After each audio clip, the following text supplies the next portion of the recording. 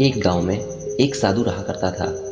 गांव वालों का मानना था कि उस साधु के अंदर एक अलग तरह की शक्ति थी, क्योंकि जब भी वह साधु नाचता तो वहाँ बारिश होती थी और गांव वालों को जब भी फसल के लिए वर्षा की ज़रूरत पड़ती तो सभी गांव वाले उस साधु के पास जाकर प्रार्थना करते और साधु उनकी बात मान लेता।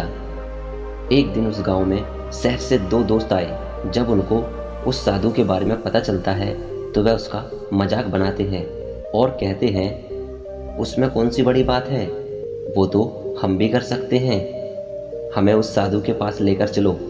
उन दोनों की बातें सुनकर गांव वाले उनको साधु के पास ले जाते हैं। उनमें से एक दोस्त साधु से कहता है, मैंने सुना है जब तुम नाचते हो तो बारिश होती है, उसमें कौन सी बड़ी बात है, वो तो मैं भी नाचकर बारिश करवा सकता हूँ।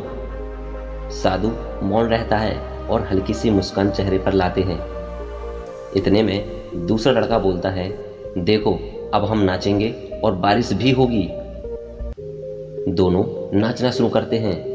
अभी 10-15 मिनट ही हुए थे कि एक थककर धरती पर गिर पड़ता है, लेकिन दूसरा लड़का नाचता रहता है और अब 30 मिनट ही हुए थे कि वो भी थककर जमीन पर गिर पड़ता है। अब वह दोनों साधु को नाचने के लिए कहते हैं।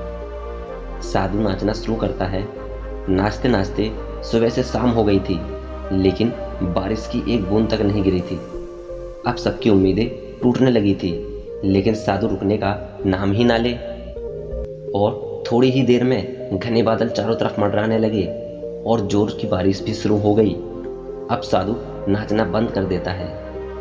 उनमें से एक लड़का साधु से पूछता है, तुम ऐसा कैसे कर पाते हो? तो साधु कहता है, पहली बात, मुझे अपने पर विश्वास होता है कि अगर मैं नाचूंगा तो बारिश जरूर होगी, और दूसरी बात, मैं तब तक नाचता हूँ जब तक बारिश ना हो जाए। दोस्तों, इस कहानी से हमें यह संदेश मिलता है कि ज़िंदगी में कभी भी हार ना माने।